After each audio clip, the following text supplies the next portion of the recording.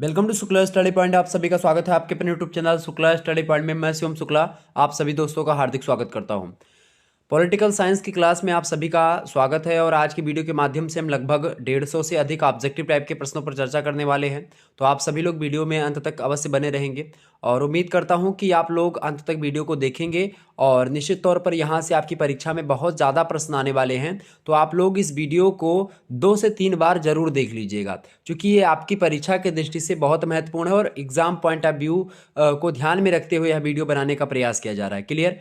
तो राजनीति शास्त्र यानी पॉलिटिकल साइंस अगर आपने लिया है, फर्स्ट सेमेस्टर में आप हैं बीए में, तो बीए फर्स्ट सेमेस्टर के परीक्षा में यहीं से आपके प्रश्न आने वाले हैं। न्यू मॉडल पेपर होगा या 2023 का। इससे पहले 1-2 मॉडल पेपर और मैं दे चुका हूं, उसको भी देख लीजिएगा। पॉलिटिकल साइंस का पेपर 1 पेपर 2 जितने भी आपके होते हैं सब कुछ इसी में समाहित करने का प्रयास।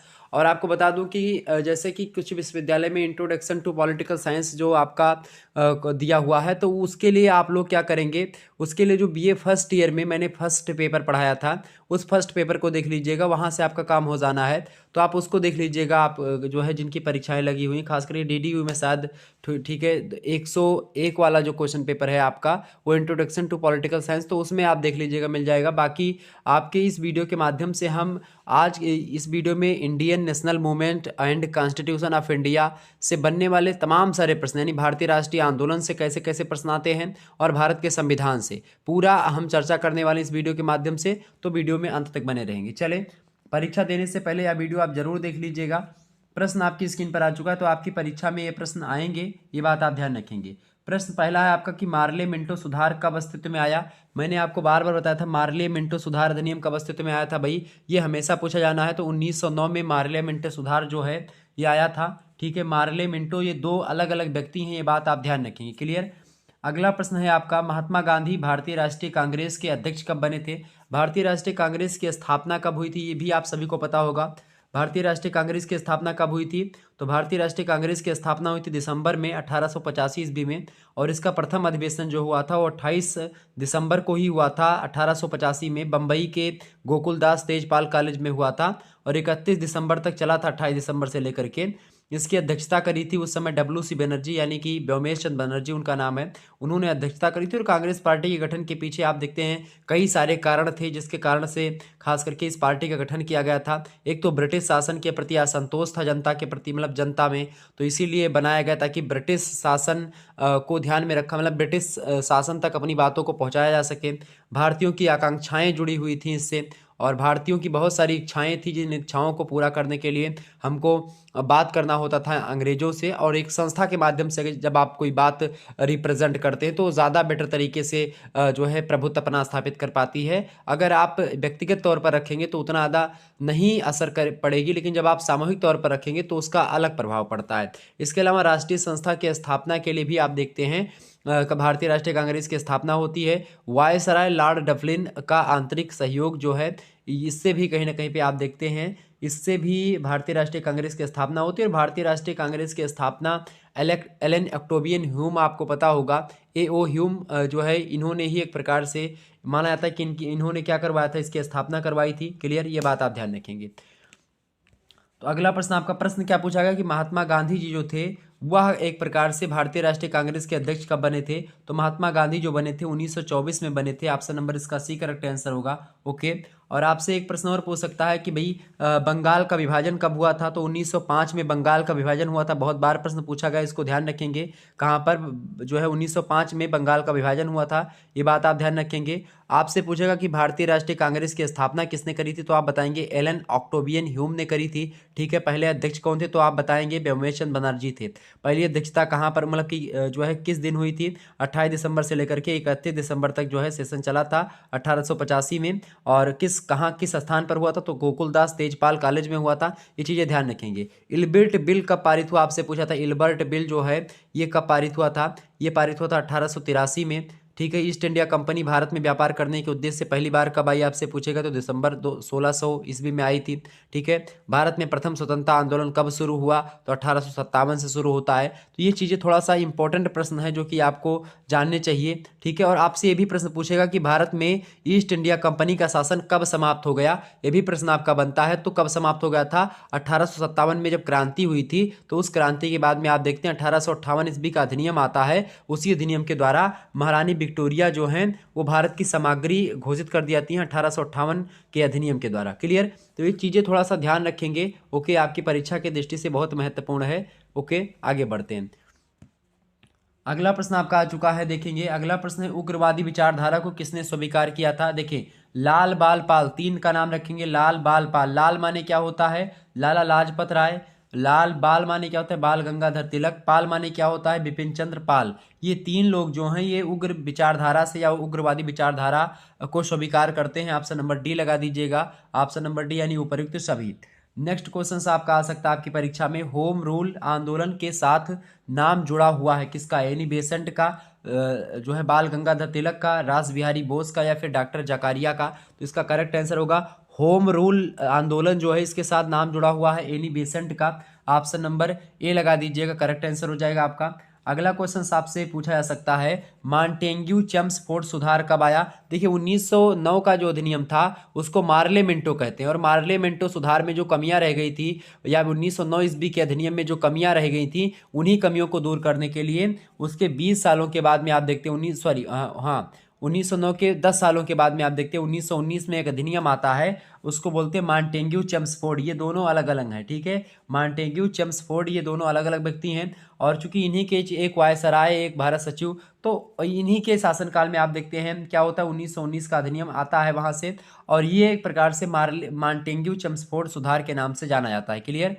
अगला क्वेश्चन आपका है, ब्रिटिश ईस्ट मतलब British India society, British India society के संस्थापक कौन है। बहुत बढ़िया प्रश्न है, आपकी परीक्षा में पूछा जा सकता है। बहुत छठे छठे प्रश्नों को मैंने शामिल किया है, तो आप लोग वीडियो को अंत तक जरूर देखेंगे। प्रश्न आपका क्या है, ब्रिटिश ईस्ट इंडिया मतलब ब्रिटिश इंडिया सोसाइटी के संस्थापक कौन है, तो दादा भाई नौरोजी। कौन है भाई, Dadabhai Naoroji. Option number B correct answer होगा। नेक्स्ट क्वेश्चन से, उदारवादी माने जाते हैं सुरेंद्रनाथ बनर्जी, लाला लाजपत राय, बिपिन चंद्र पाल, या बाल गंगाधर तिलक। तो लाल बाल पाल ये भाई उग्रवादी विचारधारा से रिलेटेड हैं। सुरेंद्रनाथ बनर्जी जो हैं ये उदारवादी माने जाते हैं। Surendranath Banerjee, option number A लगा दीजिएगा, करेक्ट आंसर हो जाएगा। नेक्स्ट क्वेश्चन आपका आ चुका है, उग्रवादी आंदोलन का युग कहा जाता है, बताएं। तो उग्रवादी आंदोलन का जो युग कहा जाता है खास करके ये 1906 ईस्वी से लेकर के 1919 का तक का जो समय काल है, ये खास करके उग्रवादी आंदोलन युग के नाम से जाना जाता है। ऑप्शन नंबर इसका बी करेक्ट आंसर होगा। अगला क्वेश्चन आप देखेंगे, जो है अगला प्रश्न है, भारत में गांधी जी के द्वारा असहयोग आंदोलन चलाने का क्या उद्देश्य था। आखिरकार गांधी जी ने असहयोग आंदोलन क्यों चलाया था, इसका क्या उद्देश्य था भाई। कई सारे उद्देश्य थे। एक तो जलियांवाला बाग हत्याकांड के पीछे मतलब इसका उद्देश्य छुपा था, एक रौलट एक्ट भी पारित हुआ था, और एक खिलाफत का प्रश्न भी था। आप देखते हैं खिलाफत आंदोलन, खैर ये जो है इस्लामिक कंट्रीज का एक प्रकार से आंदोलन था, लेकिन इसको चूंकि भारतीय मुस्लिमों को अपने पक्ष में करने के लिए महात्मा गांधी ने एक रणनीति खेली और खिलाफत आंदोलन को भी कहीं ना कहीं भारत में उठाने का प्रयास किया। तो ये सब कई कारण थे असहयोग आंदोलन चलाने का। Option number D correct answer होगा। ठीक है, क्योंकि हमारे सहयोग से ही तो जो है ब्रिटेन के लोग आगे बढ़ रहे थे, तो हम अपना सहयोग नहीं देंगे, कुल मिलाकर के हम क्या करेंगे, असहयोग करेंगे, हम उनका सहयोग ही नहीं करेंगे। यही आंदोलन था। Option number D correct answer होगा, महात्मा गांधी के नेतृत्व में हुआ।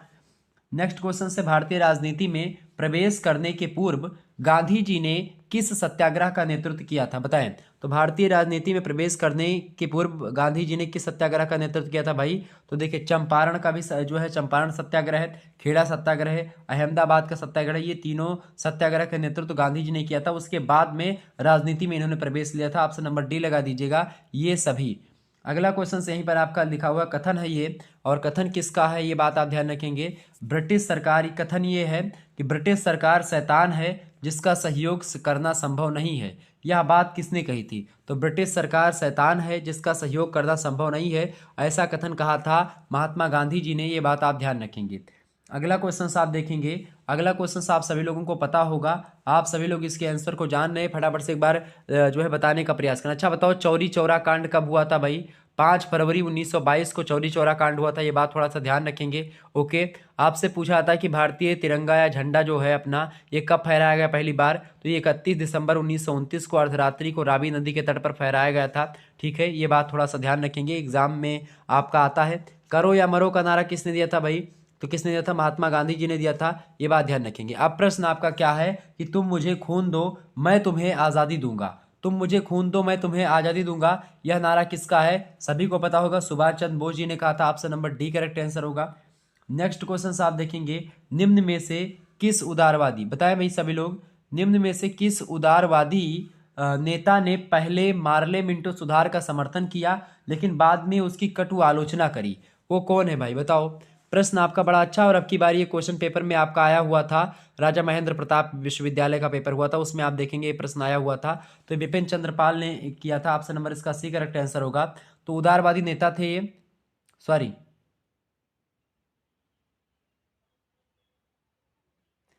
किस उदारवादी नेता ने पहले मार्ले मिंटो सुधार का समर्थन किया लेकिन बाद में उसकी कटु आलोचना करी थी, तो विपिन चंद्र पाल, ऑप्शन नंबर सी। वैसे भी विपिन चंद्र पाल जो है ये उग्रवादी विचारधारा से रिलेटेड है बाद में, तो इसका करेक्ट आंसर सी आपका लगा देंगे।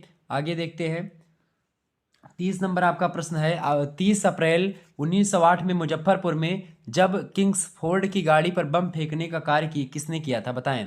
प्रश्न आपका अच्छा है, प्रश्न है कि 30 अप्रैल 1908 में मुजफ्फरपुर में जब मतलब जज जो थे उस समय किंग्सफोर्ड, उनकी गाड़ी पर बम फेंकने का कार्य किसने किया था, Khudiram Bose is right answer. Option number B correct answer होगा।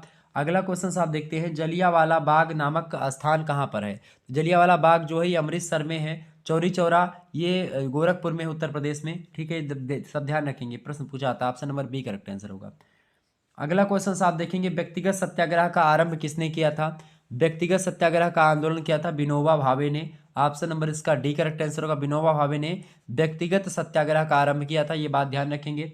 अगला क्वेश्चन आपसे पूछा जा रहा है, पूछा जा सकता है कि साइमन कमीशन जो थे उसके अध्यक्ष कौन थे। तो साइमन कमीशन जो है भारत आया था, इसके अध्यक्ष जो थे वो कौन थे, सर जॉन साइमन, और इसीलिए इन्हीं के नाम पर इसको साइमन कमीशन कहा गया। Clear, option number A correct answer होगा। अगला प्रश्न आप देखेंगे, भारतीय राष्ट्रीय कांग्रेस ने पूर्ण स्वराज का प्रस्ताव किस अधिवेशन में पारित किया था, बताएं सभी लोग भाई। भारतीय राष्ट्रीय कांग्रेस ने पूर्ण स्वराज का प्रस्ताव किस अधिवेशन में पारित किया था भाई बताओ। तो ये लाहौर अधिवेशन में पारित किया था, ऑप्शन नंबर इसका बी करेक्ट आंसर होगा। अगला क्वेश्चन आप देखेंगे, अगला प्रश्न है आपका कि भारत छोड़ो आंदोलन प्रारंभ हुआ था। भारत छोड़ो आंदोलन कब शुरू हुआ था भाई, ये 9 अगस्त 1942 को शुरू हुआ था भारत छोड़ो आंदोलन, option number C correct answer होगा। परीक्षा की दृष्टि से बहुत ही महत्वपूर्ण है, रट लीजिएगा। अगला प्रश्न आप देख लीजिएगा, करो या मरो का नारा किसने दिया था। तीव्र गति से बढ़ने का प्रयास, परीक्षा के अंतिम दिनों में अगर आप इस वीडियो को अंत तक देख लेंगे निश्चित तौर पर कहीं से और कुछ पढ़ने की आवश्यकता भी आपको नहीं पड़ने वाली है। करो या मरो का नारा किसने दिया था, तो करो या मरो का नारा दिया था महात्मा गांधी जी ने, Mohandas Karamchand Gandhi, option number C correct answer होगा। अगला क्वेश्चन है आपका, फूट डालो राज करो या फूट डालो शासन करो की नीति किसने अपनाई थी, तो ये अंग्रेजों ने नीति अपनाई थी, ऑप्शन नंबर इसका बी करेक्ट आंसर होगा। ओके, नेक्स्ट क्वेश्चन आगे बढ़ने का प्रयास करते हैं। अगला प्रश्न आपका आ चुका है भाई, सभी लोग देखने का प्रयास करेंगे। अगला प्रश्न आपका आ चुका है, देखें प्रश्न आपका आ चुका है, संसदीय शासन प्रणाली भारत ने कहाँ के संविधान से लिया है, फटाफट से बताने का प्रयास करेंगे। संसदीय शासन प्रणाली, बहुत ही जबरदस्त प्रश्न आपका है, बताओ। चूंकि भारतीय संविधान की बात की तो भारतीय संविधान जो है ये कहा जाता है उधारों का दस्तावेज है। यहाँ सभी चीज़ें जो हैं अलग अलग देशों के संविधान से ली गई हैं, अलग अलग देशों के संविधान से हमने अलग अलग चीज़ों को समाहित किया है। 1935 के अधिनियम से लगभग 100 से अधिक अनुच्छेदों को हमने ग्रहण कर लिया है। ठीक है, मतलब 100 से अधिक अनुच्छेदों को या तो हूबहू ग्रहण कर लिया है, फिर उसमें कुछ संशोधन किया है। और भारतीय संविधान की बात किया है तो मैं आपको यहीं पर एक आपको बता दे रहा हूँ, जैसे कि ब्रिटेन के संविधान से आपका संसदीय शासन पद्धति ली गई है। ठीक है, और पूछा क्या गया, संसदीय शासन प्रणाली पूछी गई है, तो ये ब्रिटेन के संविधान से ही लिया गया है, ऑप्शन नंबर इसका ए करेक्ट आंसर होगा। और ब्रिटेन के संविधान से इसके अलावा लोकसभा और विधानसभा के प्रति जो मंत्रिमंडल का सामूहिक उत्तरदायित्व है, ये प्रक्रिया भी ली गई ब्रिटेन के संविधान से। इसके अलावा राष्ट्रपति की औपचारिक स्थिति भी ब्रिटेन के संविधान से ही ली गई है। संसद और विधानमंडलों की जो प्रक्रिया है ये भी ब्रिटेन के संविधान से लिया गया है। और जो संसद और विधानमंडल की प्रक्रिया और उनके जो सदस्य हैं, उनके जो अधिकार हैं, खास करके विशेषाधिकार और उनकी उन्मुक्तियां, ये सब ब्रिटेन के संविधान से ही ली गई हैं। क्योंकि ब्रिटेन ही शासन कर रहा था तो ब्रिटेन के संविधान से बहुत ज़्यादा चीज़ें अपने संविधान में ग्रहण की गई। दुनिया का सबसे बड़ा लिखित संविधान भारत का संविधान है। क्लियर।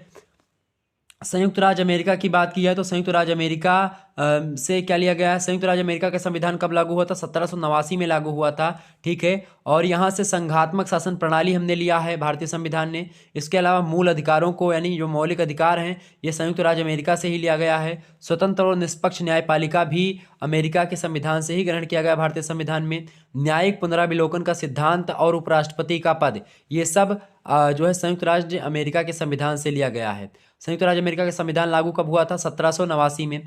फ्रांस के संविधान से बात की जाए तो 1946 में इसका लास्ट यानी चौथा गणतंत्र लागू हुआ फ्रांस में, और इसके संविधान से गणतंत्रात्मक शासन व्यवस्था को भारतीय संविधान में लिया गया और भारत एक गणतंत्र देश है। ठीक है, ये बात ध्यान है। कनाडा के संविधान से बात की जाए, कनाडा का संविधान 1946 में लागू हुआ।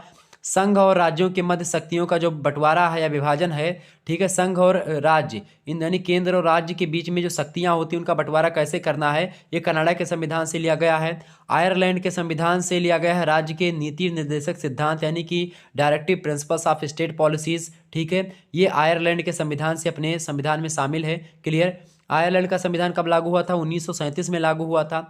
इसके अलावा जो है जर्मनी के संविधान से बात की जाए तो जर्मनी के संविधान से आपातकालीन उपबंध लिया गया, जैसे कि राष्ट्रपति राष्ट्रीय आपातकाल लगाता है, वित्तीय आपातकाल लगाता है, राष्ट्रपति शासन भी लगता है। तो ये सब जो आपातकालीन उपबंध हैं, ये जर्मनी के संविधान से भारतीय संविधान में ग्रहण किया गया है। जर्मनी का संविधान लागू हुआ था 1933 में।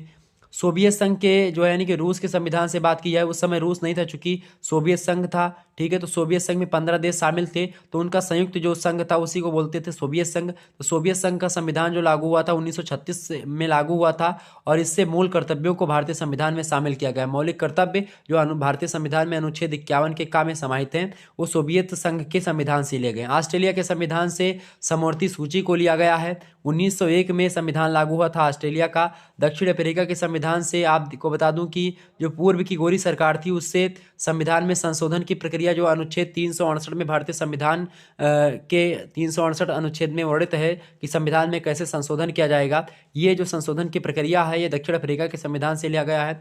जापान के संविधान से अनुच्छेद 21 की जो शब्दावली है उसको लिया गया है।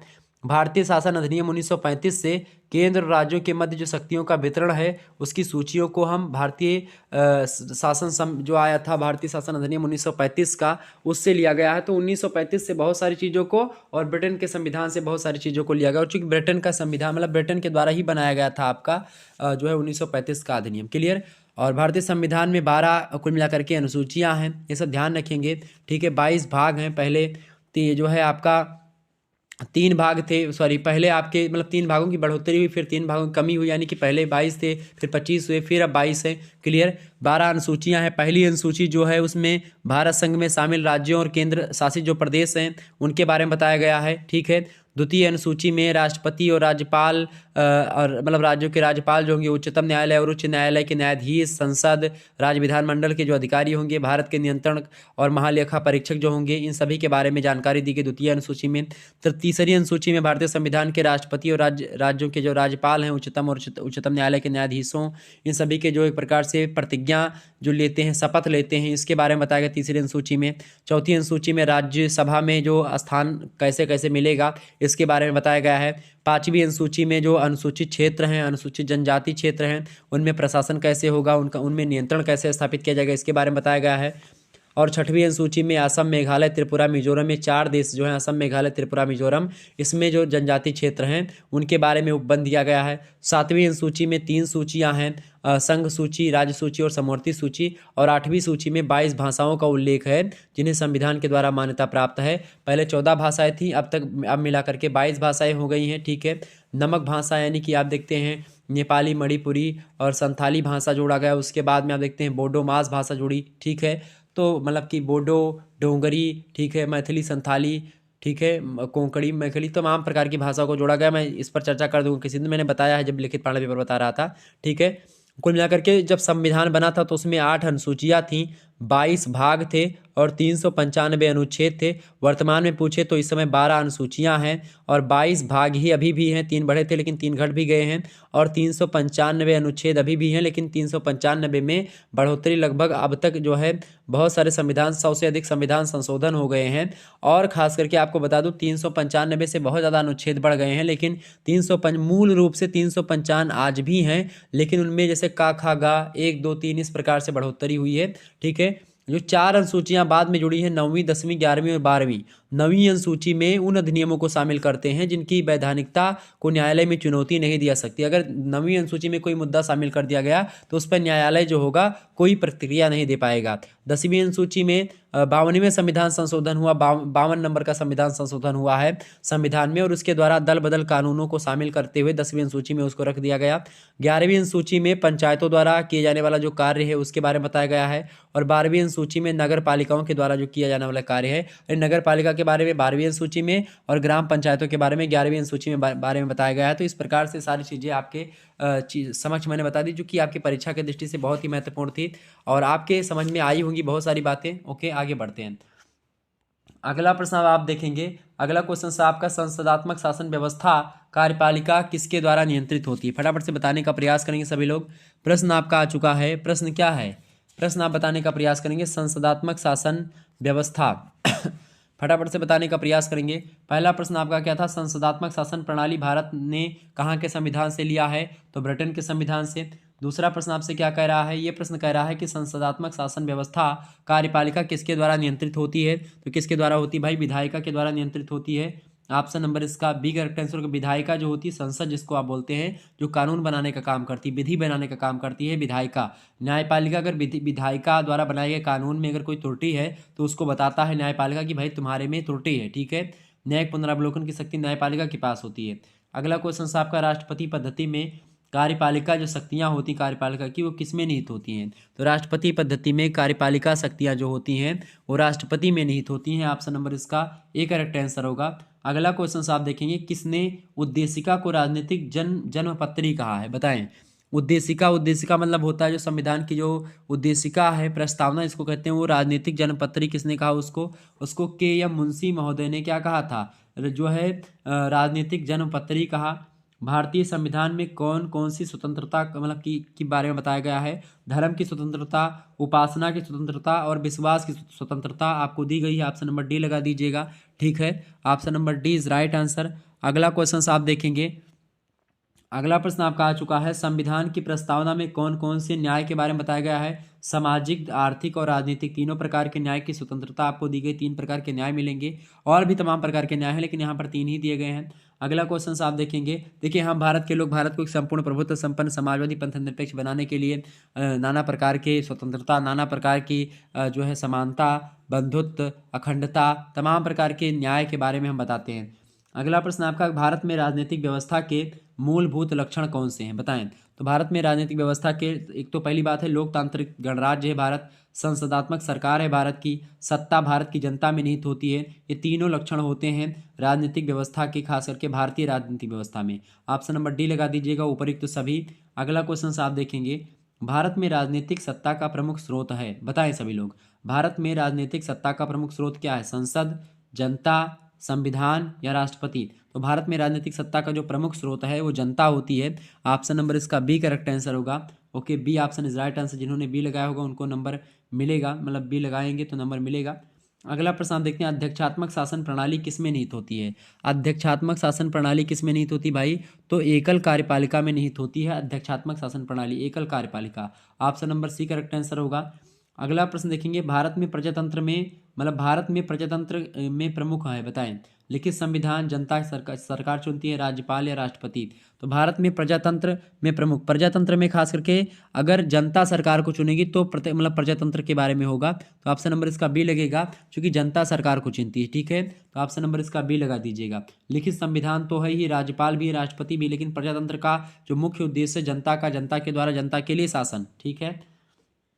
अगला प्रश्न आप देखते हैं, भारतीय संविधान कैसा है? कठोर है, लचीला है, या अंशतः कठोर और अंशतः लचीला है, या उपरोक्त में से कोई नहीं। तो भाई भारतीय संविधान जो है जहाँ पर कठोरता की बात होनी चाहिए वहाँ पर कठोर भी है, जहाँ पर लचीला होने की बात है तो वहाँ पर लचीला भी, यानी कि कठोर और लचीला दोनों है, यानी अंशतः कठोर और अंशतः लचीला।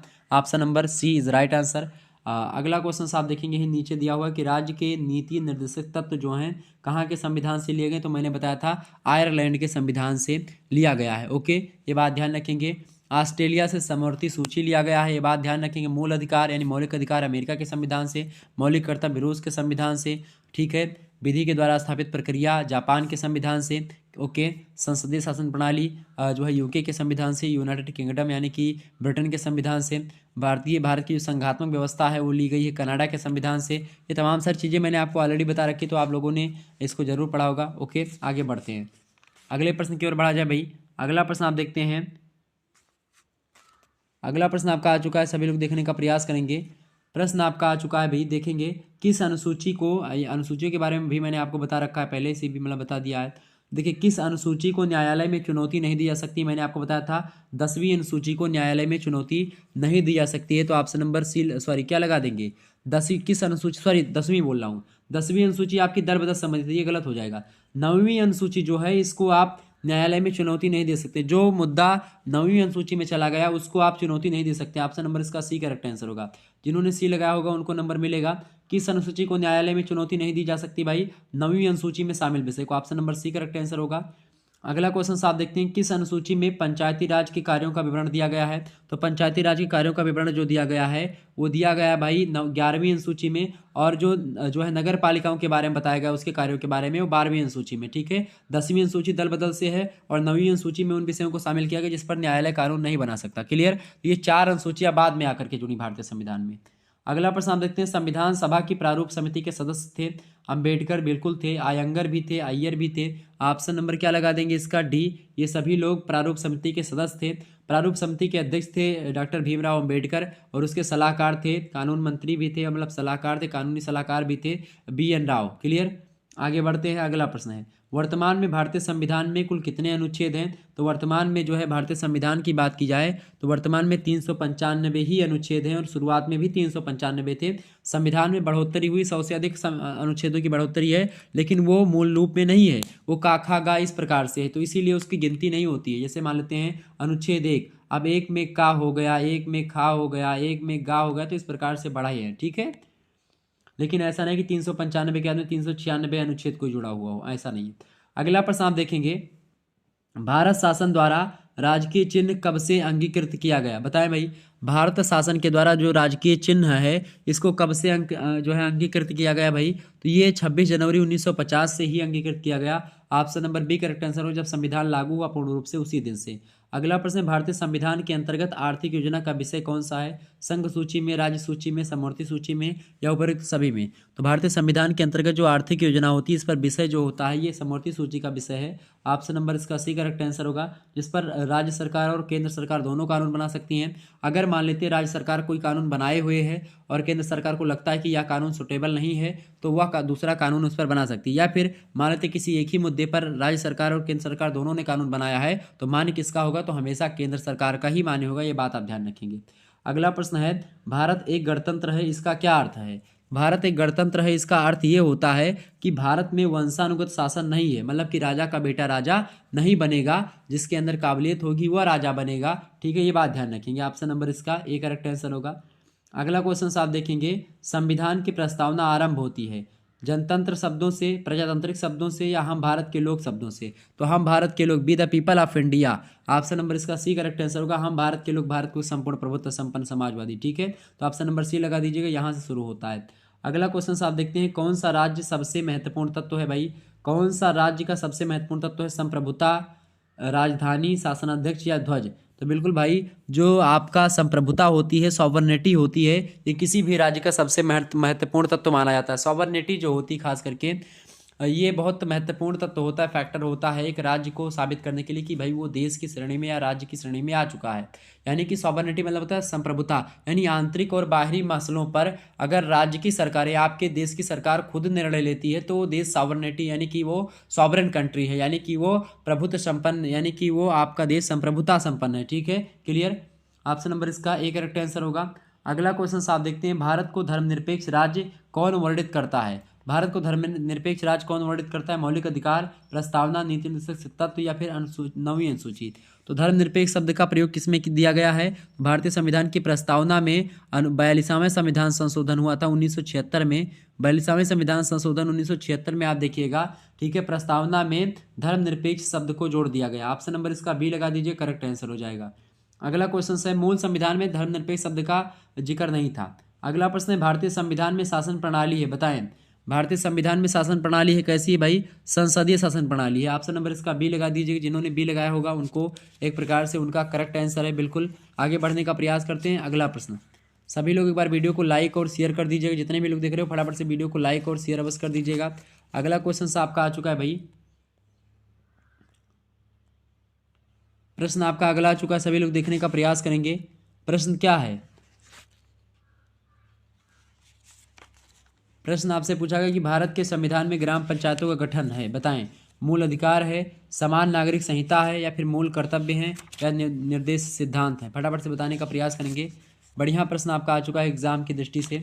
फटाफट से बताने का प्रयास करेंगे कि जो खास करके भारतीय संविधान है, भारत के संविधान में ग्राम पंचायत जो व्यवस्था की, ग्राम पंचायत का गठन जो है ये क्यों किया गया, कैसे किया गया, इस पर थोड़ा सा चर्चा करें, बताने का प्रयास करें। इसका करेक्ट आंसर क्या होना है, बताओ भाई।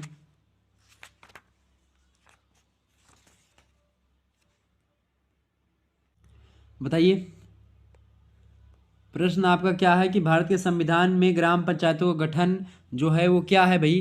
तो ये आपका निर्देश सिद्धांत है, नीति निर्देशक सिद्धांत। ऑप्शन नंबर इसका बी करेक्ट आंसर हो जाएगा।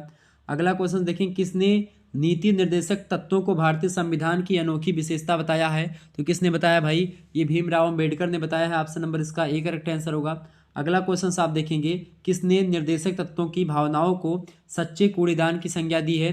तो नीति निर्देशक तत्वों को खास करके किसने तत्वों की भावनाओं को सच्चे कूड़ादान की संज्ञा दी है? तो टी कृष्णमाचारी ने दी है। ऑप्शन नंबर इसका ए करेक्ट आंसर होगा। अगला क्वेश्चन आपसे पूछा गया था, शोषण से बच्चों एवं वयस्कों की सुरक्षा किस अनुच्छेद में वर्णित है? तो शोषण से बच्चों और वयस्कों की जो सुरक्षा है ये अनुच्छेद 39 के चा में वर्णित है। ऑप्शन नंबर इसका सी करेक्ट आंसर होगा। अगला क्वेश्चन देखते हैं, कर्मकारों के लिए निर्वाह मजदूरी का उल्लेख किस अनुच्छेद में है? निर्वाह मजदूरी का उल्लेख जो किया गया है वो अनुच्छेद 43 में किया गया है। Option number B correct answer होगा। ये सब नीति निर्देशक तत्व हैं। भारतीय संविधान में भाग 4 में नीति निर्देशक तत्वों के बारे में बताया गया है। भाग 4 में, ठीक है, अनुच्छेद 36 से लेकर के अनुच्छेद 51 जो है ये भारतीय संविधान में नीति निर्देशक सिद्धांतों यानी directive principles of state policies के बारे में बताया गया है। क्लियर? और इसको आप न्यायालय में बाध्य नहीं कर सकते हैं। ये राज्य चाहेगा तो देगा, नहीं राज्य चाहेगा तो नहीं करेगा। इसके लिए आप न्यायालय नहीं जा सकते हैं। मौलिक अधिकारों का अगर हनन होता तो उसके लिए आप न्यायालय, सुप्रीम कोर्ट सभी सभी जगह जा सकते हैं। क्लियर?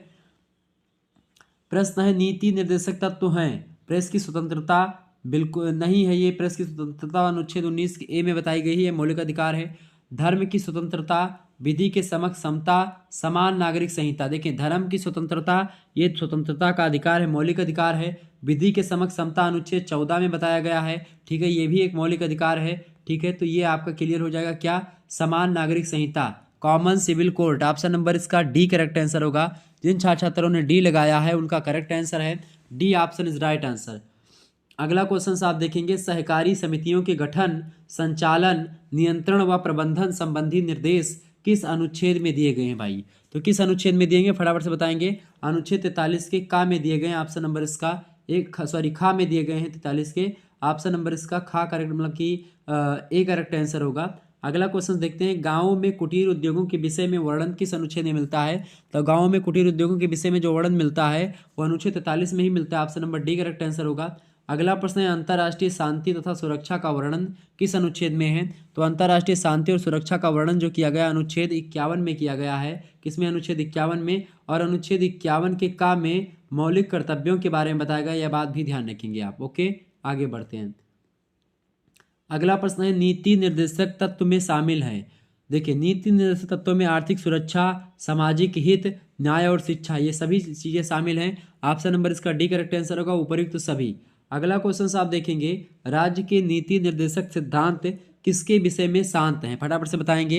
राज्य के नीति निर्देशक सिद्धांत किसके विषय में शांत हैं भाई? तो प्रौढ़ शिक्षा के विषय में शांत हैं। ऑप्शन नंबर इसका ए करेक्ट आंसर होगा।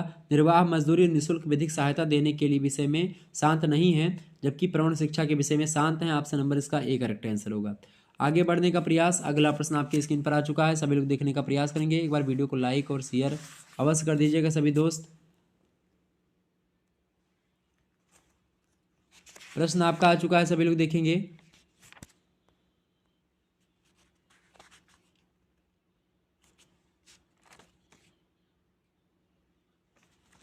प्रश्न आपका क्या आ चुका है भाई, सभी लोग देखने का प्रयास करेंगे। प्रश्न है कि मूल अधिकारों का समर्थन किसके द्वारा किया गया? नेहरू रिपोर्ट के द्वारा किया गया था, या फिर जो है अगस्त प्रस्ताव के द्वारा किया गया है, या फिर आपसे पूछा जा रहा है क्रिप्स मिशन के द्वारा, या फिर इनमें से कोई नहीं? फटाफट से बताएंगे, करेक्ट आंसर इसका क्या होगा। प्रश्न आपसे पूछा जा रहा है कि मूल अधिकारों का समर्थन किसके द्वारा किया गया?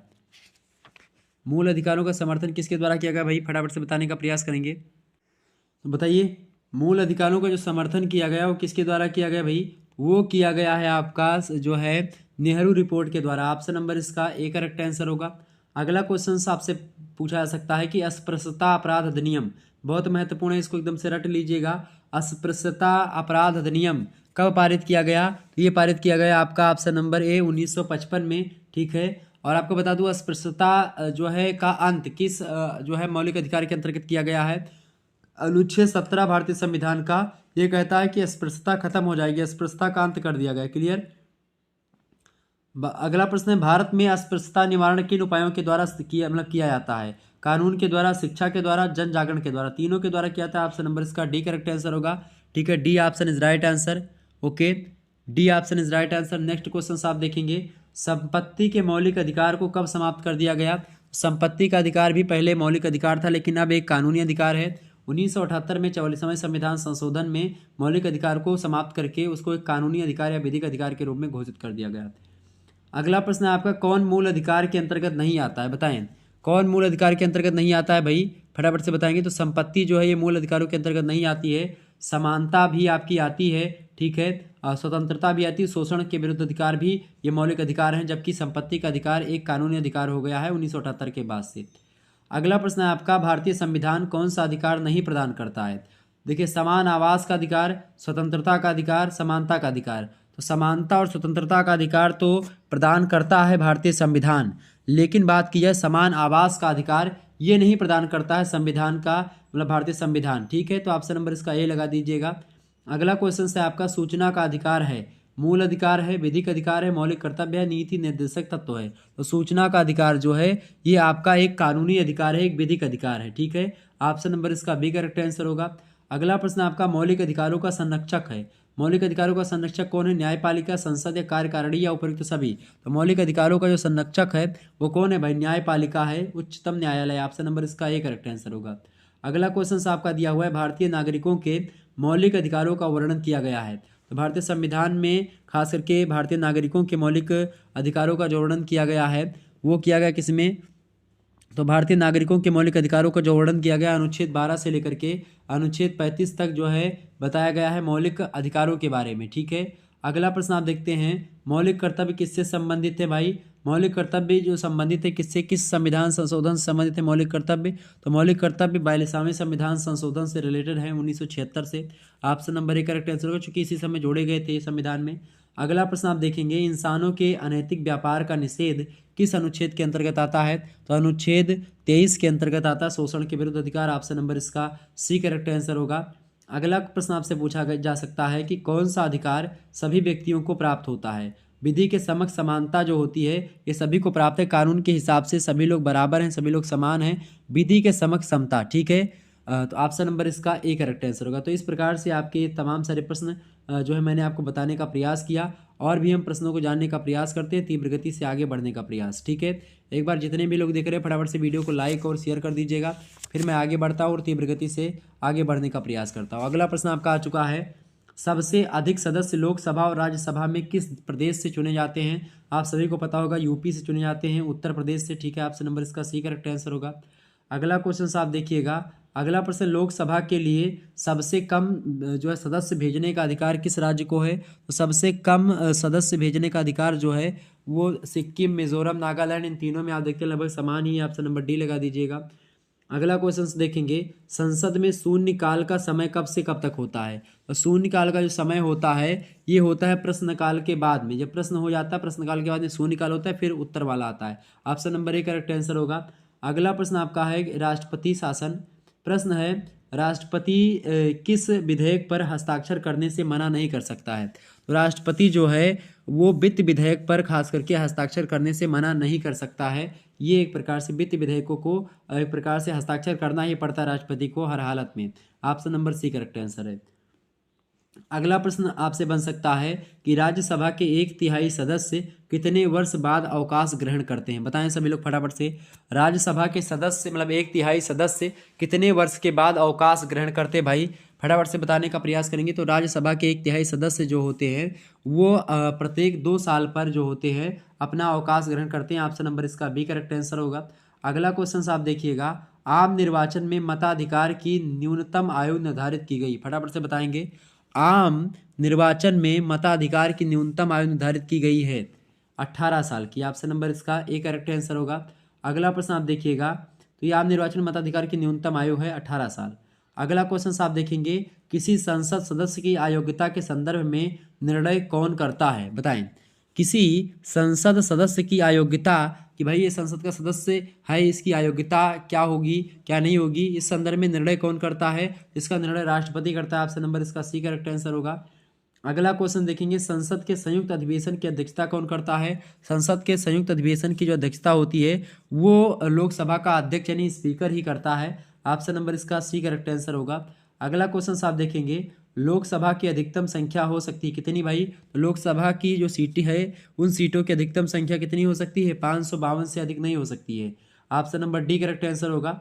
अगला क्वेश्चन आप देखेंगे, संसद का अधिवेशन एक वर्ष में कितनी बार होना आवश्यक है? तो संसद का अधिवेशन एक वर्ष साल में लगभग 2 अधिवेशन तो हो जाने चाहिए। ऑप्शन नंबर इसका बी करेक्ट आंसर होगा। ओके, अगला प्रश्न आपसे पूछा जा सकता है कि संसद का अधिवेशन बुलाया जाता है राष्ट्रपति के द्वारा, प्रधानमंत्री के द्वारा, लोकसभा के अध्यक्ष के द्वारा या फिर उपराष्ट्रपति के द्वारा? संसद का जो अधिवेशन बुलाया जाता है वो राष्ट्रपति के द्वारा बुलाया जाता है। ऑप्शन नंबर इसका ए करेक्ट आंसर होगा। इस प्रकार से आपने इन प्रश्नों को समझा। आगे बढ़ते हैं और भी प्रश्नों को जानने का प्रयास करते हैं। अगला प्रश्न आपकी स्क्रीन पर आ चुका है। फटाफट से एक बार वीडियो को लाइक और शेयर अवश्य कर दीजिएगा।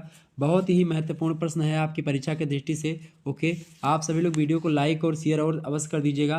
प्रश्न आपका आ चुका है, कौन सा शब्द भारत के संविधान में उल्लिखित नहीं है? बताएं, कौन सा शब्द भारत के संविधान में उल्लिखित नहीं? देखिए, बजट शब्द जो है इसका उल्लेख भारतीय संविधान में नहीं मिलता है। ऑप्शन नंबर इसका बी करेक्ट आंसर होगा। अगला क्वेश्चन आप देखेंगे, कौन सा आधिकारिक दस्तावेज भारत से संबंधित है? बताएं, हरित पत्र, श्वेत पत्र, पीत पुस्तिका या नीली पुस्तिका? तो ये इनमें से जो आधिकारिक दस्तावेज है ये श्वेत पत्र जो है भारत से संबंधित है। ऑप्शन नंबर इसका बी करेक्ट आंसर होगा। अगला प्रश्न आपसे पूछा जा सकता है कि प्रधानमंत्री द्वारा शपथ ग्रहण का उल्लेख किस अनुसूची में हुआ है?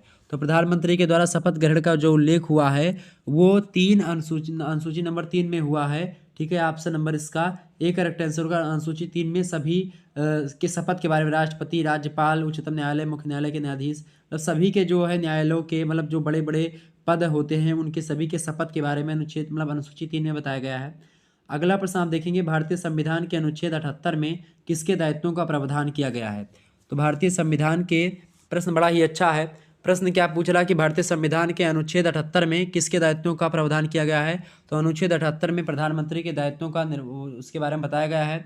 ठीक है, और 79 में 79 में आपको पता होगा जो है संसद के बारे में बताया गया है। 80 अनुच्छेद 80 में किसके बारे में बताया गया है? ठीक है, अनुच्छेद 80 में बताया गया है राज्यसभा के बारे में। अनुच्छेद 81 के बारे में लोकसभा के बारे में बताया गया। ठीक है, अब इसको कैसे याद रखिएगा? और देखिए जो है सरला, एक नाम याद रखिएगा, साराला।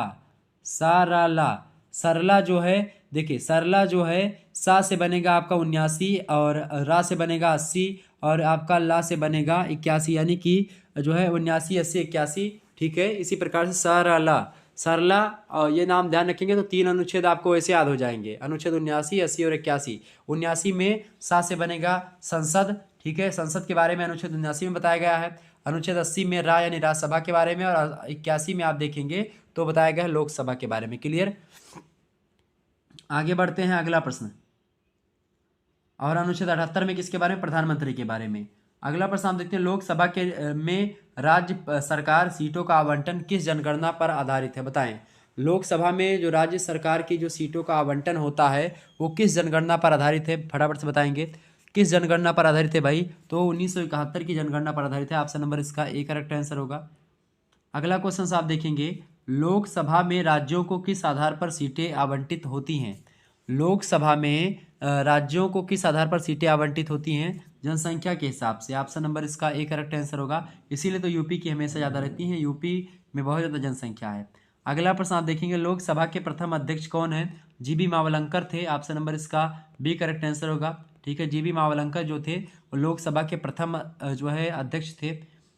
अगला क्वेश्चन आप देखते हैं, संघीय विधायिका या संसद का उल्लेख संविधान के किस भाग में किया गया है? यानी संसद, संघीय विधायिका यानी जिसको आप संसद कहते हैं, संसद के बारे में जो है संसद के बारे में किस भाग में उल्लेख मिलता है संसद का भाई? देखिए, अनुच्छेद 2 में तो नागरिकता से रिलेटेड है अनुच्छेद 2। भाग 3 यानी जो आपका है, मतलब भाग 3 जो है, भाग 2 नागरिकता यानी 5 से 11 अनुच्छेद जो है वो नागरिकता से रिलेटेड है। भाग 3 जो है आपका किससे संबंधित है? मौलिक अधिकारों से संबंधित है, अनुच्छेद 12 से लेकर के 35। अब बच रहा आपका भाग 5। भाग 5 ही है आपका जो संसद के बारे में बताता है। ऑप्शन नंबर इसका सी करेक्ट आंसर होगा। आगे बढ़ते हैं, लोकसभा का नेता कौन होता है? लोकसभा का नेता कौन होता है भाई? लोकसभा का नेता प्रधानमंत्री होता है। Option number B correct answer होगा। अगला प्रश्न, भारतीय संसद में सम्मिलित है, भारतीय संसद में सम्मिलित कौन होते हैं? राष्ट्रपति और संसद के दोनों सदन जो होते हैं, यानी लोकसभा, राज्यसभा और राष्ट्रपति मिलकर के संसद का निर्माण करते हैं। ऑप्शन नंबर सी लगा दीजिएगा। ए और बी दोनों, यानी राष्ट्रपति और संसद के दोनों सदन, लोकसभा और राज्यसभा। अगला प्रश्न देखेंगे, लोकसभा के लिए चुनाव में निर्वाचित होने की न्यूनतम आयु कितनी होनी चाहिए? लोकसभा में चुनाव के लिए निर्वाचित जो एज रखी गई है वो 25 साल की रखी गई है। Option number B correct answer होगा। और राज्यसभा के लिए 30 साल। क्लियर। आगे बढ़ते हैं, अगला प्रश्न, राज्यसभा में निर्वाचित होने की न्यूनतम आयु कितनी है? तो इसके लिए 30 साल रखी गई है। ऑप्शन नंबर इसका ए लगा दीजिएगा। इस प्रकार से आपने इन प्रश्नों को समझा। एक बार जितने भी लोग देख रहे हैं फटाफट से वीडियो को लाइक और शेयर कर दीजिएगा। अगला प्रश्न आपका आ चुका है। अगला प्रश्न बहुत ही धाकड़ है, बहुत ही अच्छा प्रश्न आपकी स्क्रीन पर आ चुका है। सभी लोग वीडियो को लाइक और शेयर अवश्य कर दीजिएगा ताकि आपको टाइम टू टाइम नोटिफिकेशन मिलता रहे और आप आसानी से सब चीज़ों को समझ सकें। प्रश्न आपका आ चुका है भाई, सभी लोग देखने का प्रयास करेंगे। प्रश्न क्या आपका आ चुका है, विधान परिषद के प्रमुख पदाधिकारी, फटाफट से बताने का प्रयास करेंगे। विधान परिषद के प्रमुख पदाधिकारी कौन है भाई? सभापति या उपसभापति? तो कौन है? सभापति भी हैं, उपसभापति भी हैं, प्रमुख पदाधिकारी। सभापति जो होता है विधान परिषद का सभापति होता है। क्लियर, ये बात है। और उपसभापति भी ये पदाधिकारी है, बड़ा है सभापति के बाद में। अगला प्रश्न, राज्यपाल किसके परामर्श से अयोग्यता का निर्धारण करता है? तो ये जो करता है वो निर्वाचन आयोग के मतलब अयोग्यता, मतलब राज्यपाल जो होता है ये निर्वाचन आयोग का परामर्श लेता है, उसके हिसाब से अयोग्यता का निर्धारण करता है। अगला प्रश्न, विधान परिषद के सदस्य की अयोग्यता में शामिल है। विधान परिषद की सदस्य की अयोग्यता में शामिल क्या क्या चीज़ें हैं? अगर लाभ का पद हो, विकृत चित्र हो यानी कि उसका मानसिक तनाव, मतलब मानसिक स्थिति ठीक ना हो, दिवालिया हो, ऑप्शन नंबर डी लगा देंगे, ये सारी चीज़ें। अगला प्रश्न आप देखते हैं, विधान परिषद में राज्यपाल कितने सदस्यों को मनोनीत करता है? तो विधान परिषद में राज्यपाल जो होता है वो 1/6 जो है कुल का जो है नियुक्त करता है। ठीक है, राज्यसभा में। अगला प्रश्न आप देखते हैं, विधान परिषद के सदस्यों की न्यूनतम आयु कितनी होती है? विधान परिषद के सदस्यों की जो न्यूनतम आयु है वो 30 साल की है। ऑप्शन नंबर बी करेक्ट है। देखिए, विधान परिषद आपका और राज्यसभा, विधान परिषद और राज्यसभा की जो आयु होती है न्यूनतम वो 30 साल है। और विधान सभा और लोकसभा, इन यानी जिनके दोनों में सभा लगेगा उनकी 25 साल है। ठीक है, ये बात थोड़ा सा ध्यान रखेंगे। अगला प्रश्न हम देखते हैं, साधारण विधेयक को किस सदन में प्रस्तुत किया जा सकता है? तो साधारण विधेयक को आपको बता दूं कि आप इसको विधानसभा और विधान परिषद दोनों में प्रयोग कर सकते, दोनों में इसको प्रस्तुत कर सकते। ए और बी दोनों करेक्ट आंसर होगा, चाहे जहां पहले करें। अगला प्रश्न है, धन विधेयक का विनिश्चय कौन करता है? तो धन विधेयक का विनिश्चय कौन करता है? धन विधेयक का विनिश्चय विधानसभा का जो अध्यक्ष होता है वो करता है। ऑप्शन नंबर इसका ए करेक्ट आंसर होगा। अगला प्रश्न, संसदीय प्रणाली अपनाई गई है भारत में राज्यों में कहाँ पर? तो संसदीय शासन प्रणाली जो अपनाई गई है वो दोनों में अपनाई गई है। ऑप्शन नंबर इसका सी करेक्ट आंसर होगा, ए और बी दोनों। अगला प्रश्न आपका, राज्य कार्यपालिका का संवैधानिक प्रमुख कौन होता है? तो राज्य की कार्यपालिका का संवैधानिक प्रमुख जो होता है वो राज्यपाल ही होता है। संवैधानिक प्रमुख की बात की जा रहा है, और राज्य की कार्यपालिका का वास्तविक प्रमुख अगर बोले तो मुख्यमंत्री होता है, लेकिन राज्य की कार्यपालिका का संवैधानिक प्रमुख बोला है तो राज्यपाल ही होता है। ठीक है, इसे केंद्र की राज्य कार्यपालिका का जो संवैधानिक प्रमुख होता है राष्ट्रपति होता है, और वास्तविक जो प्रमुख होता है वो प्रधानमंत्री होता है। क्लियर। अगला प्रश्न, किसको सहायता और सलाह देने के लिए मंत्री परिषद होती है? बताएं, किसको सलाह देने के लिए मंत्री परिषद होती है? तो राज्यपाल को सलाह देने के लिए क्या होती है? राज्यपाल की सहायता की, मतलब किसको सहायता और सलाह देने के लिए मंत्री परिषद होती है? तो किसको होती है भाई? फटाफट से बताने का प्रयास करेंगे। राज्यपाल, ऑप्शन नंबर इसका बी करेक्ट आंसर होगा। अगला क्वेश्चन आप देखते हैं, राज्य की वास्तविक कार्यपालिका शक्तियों का प्रयोग किसके द्वारा किया जाता है? तो मंत्री परिषद के द्वारा किया जाता है। ऑप्शन नंबर इसका ए करेक्ट आंसर होगा। आगे बढ़ते हैं। अगला प्रश्न आपका आ चुका है भाई, सभी लोग देखेंगे। अगला प्रश्न आ चुका है, एक बार जितने भी लोग देख रहे हैं वीडियो को शेयर कर दीजिएगा, लाइक कर दीजिएगा। अगला प्रश्न, जो नए जुड़े हैं उनसे मैं बोल रहा हूँ। अगला प्रश्न है, राज्यपाल के बारे में जो है प्रावधान संविधान के किस भाग में है? राज्यपाल के बारे में किस, मतलब कि किस भाग में राज्यपाल के बारे में बताया गया है? फटाफट से बताएंगे। राज्यपाल के बारे में प्रावधान संविधान के किस भाग में किया गया है? भाग 6 में इसके बारे में बताया गया। Option number C correct answer होगा। अगला प्रश्न है, राज्यपाल की नियुक्ति कौन करता है? राज्यपाल की नियुक्ति जो करता है वो राष्ट्रपति करता है। ऑप्शन नंबर इसका डी करेक्ट आंसर होगा। और जब तक राष्ट्रपति इसको नहीं हटाता तब तक वो अपने पद पर बना रहता है, यानी राष्ट्रपति चाहे तो हमेशा इसको राज्यपाल का पद मिला रहे। अगला प्रश्न, राष्ट्रपति किसके द्वारा नामांकित व्यक्ति को राज्यपाल नियुक्त करता है? तो राष्ट्रपति जो होता है ये केंद्र सरकार के द्वारा जो नामांकित व्यक्ति होती है उनको राज्यपाल नियुक्त करता है। ऑप्शन नंबर इसका सी करेक्ट आंसर होगा, सॉरी ए करेक्ट आंसर होगा, केंद्र सरकार के द्वारा। अगला क्वेश्चन देखते हैं, राज्य किसका, मतलब राज्यपाल किसका नाम निर्देशित कर होता है? राज्यपाल किसका नाम निर्देशित ही होता है? पता है किसका नाम निर्देशित ही होता है वो?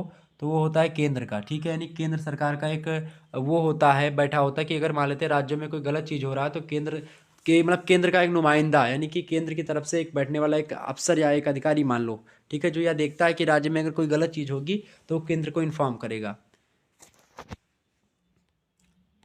अगला प्रश्न आप सभी लोग देखेंगे। अगला प्रश्न आपका है, राज्यपाल का पद है, बताएं सभी लोग। राज्यपाल का पद है, राज्यपाल का पद जो है ये स्वतंत्र संवैधानिक पद है। ऑप्शन नंबर इसका ए करेक्ट आंसर होगा। अगला प्रश्न आपसे पूछा गया कि राज्यपाल किसके प्रसाद पर्यंत तक अपना पद धारण कर सकता है? तो राष्ट्रपति जब तक चाहे तब तक वो रह सकता है। Option number C correct answer होगा।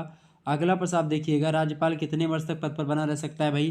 तो राज्यपाल जो है खास करके ये जो है राज्यपाल कितने वर्ष तक पद पर बना रहता है? तो वैसे तो खास करके 5 सालों तक बना रहता है, लेकिन 6 साल 7 साल जब तक चाहे राष्ट्रपति तब तक वो बना रह सकता है।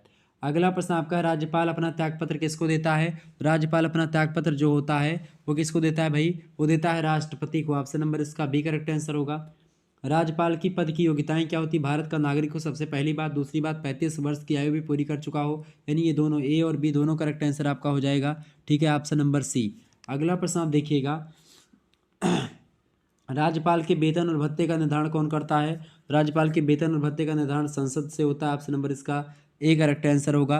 अगला क्वेश्चन आप देखिएगा, अगला प्रश्न आपका आ चुका है, राज्यपाल के वेतन और भत्ते किस संचय निधि से दिए जाते हैं? तो राज्यपाल के वेतन और भत्ते जो होते हैं वो भारत की, मतलब राज्य की जो संचय निधि होती है उससे दिए जाते हैं। ऑप्शन नंबर इसका सी करेक्ट, मतलब ए करेक्ट आंसर होगा। आगे बढ़ते हैं, अगला प्रश्न।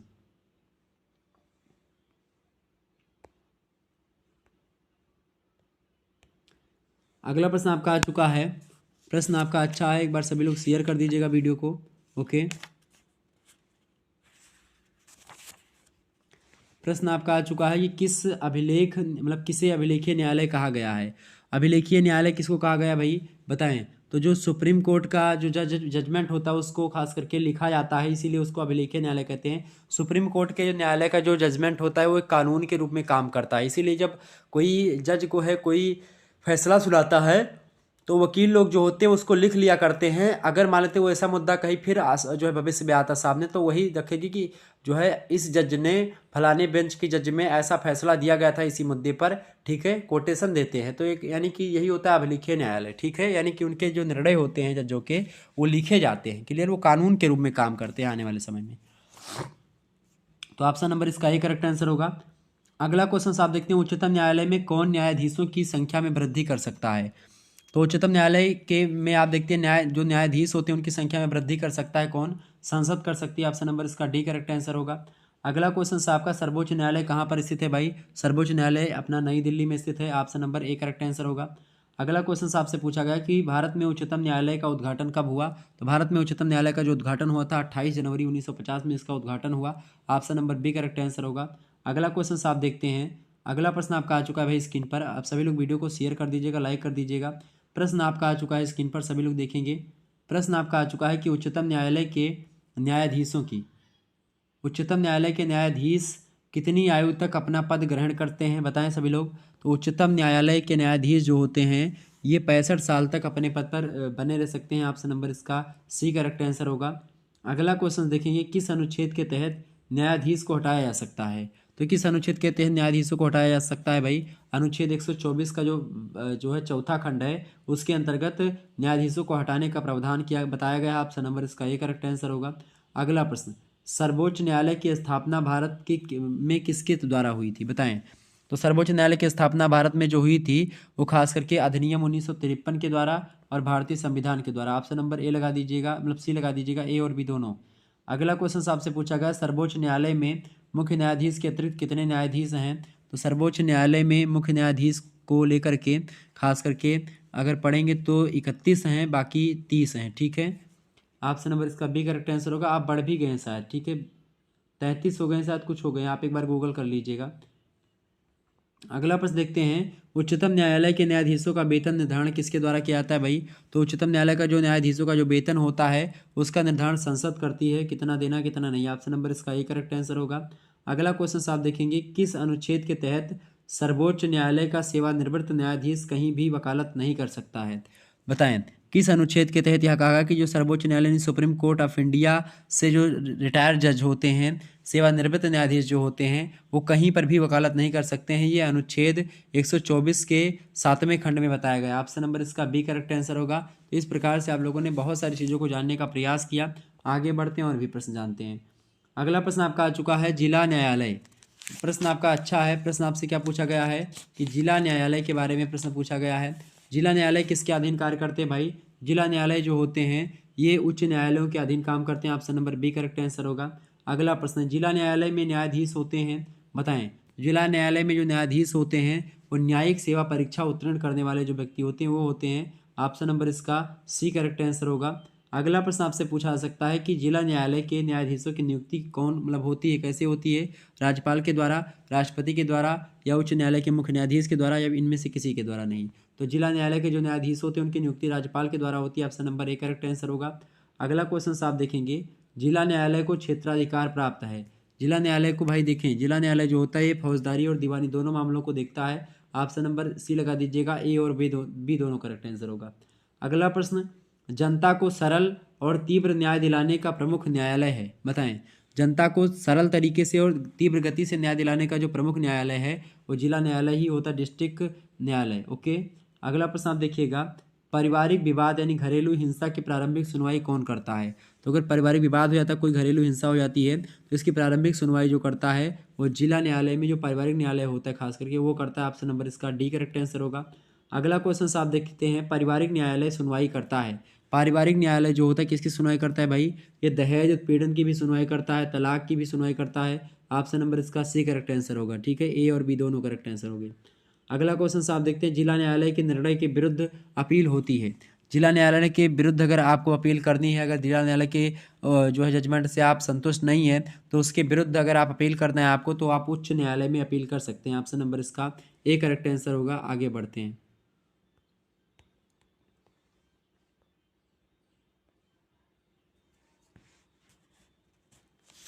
अगला प्रश्न आप सभी लोग देखेंगे। प्रश्न आपका और अच्छा आ चुका है, एग्जाम की दृष्टि से बढ़िया प्रश्न है, फटाफट से बताने का प्रयास करेंगे। प्रश्न आपका कौन सा भी? प्रश्न आपका आ चुका है कि भारतीय संविधान संकट काल में होता है, फटाफट से बताने का प्रयास करेंगे। भारतीय संविधान संकट काल में होता है, फटाफट से बताएंगे। भारतीय संविधान संकट काल में होता है एकात्मक या संघात्मक? तो भाई देखेंगे एकात्मक। भारतीय संविधान संकट काल में होता है एकात्मक। ऑप्शन नंबर इसका ए करेक्ट आंसर होगा। अगला प्रश्न देखें, एकात्मक लक्षणों में अंतर्निहित है। एकात्मक लक्षणों में क्या अंतर्निहित है भाई? संसद के द्वारा राज्य सीमा का परिवर्तन भी निहित है। राज्यों की केंद्र पर जो है पर निर्भरता, यानी कि जो राज्य होते हैं भारत के वो केंद्र पर निर्भर हैं, और राज्यपाल की नियुक्ति राष्ट्रपति के द्वारा की जाती है। तो ये सब एकात्मक लक्षण के द्वारा अंतर्निहित है। ऑप्शन नंबर इसका डी करेक्ट आंसर होगा। अगला क्वेश्चन आप देखिएगा। अगला प्रश्न आपका आ चुका है, भारत राज्यों का संघ होगा किस अनुच्छेद में कहा गया है? अनुच्छेद 1 में ही ये बात कही गई कि भारत जो होगा वो राज्यों का संघ होगा। अगला क्वेश्चन आप देखिएगा, पूछा गया है कि भारत में केंद्र और राज्य के संबंध में कितनी अनुसूचियां हैं? बताएं सभी लोग। भारत में आपसे पूछ रहा है केंद्र और राज्य के संबंध में कितनी, मतलब कि कितनी अनुसूचियां हैं? तो 3 अनुसूचियां हैं। ठीक है, भारत में केंद्र और राज्य संबंध को दिखाती हुई 3 अनुसूचियां हैं। एक है आपकी राज्य सूची, एक है आपकी केंद्र सूची, ठीक है, और एक आपकी कौन सी है? तो राज्य सूची, केंद्र सूची, और एक आपकी कौन सी है? समवर्ती सूची। ठीक है, कौन सी सूची भाई? समवर्ती सूची। क्लियर, ये बात ध्यान रखेंगे।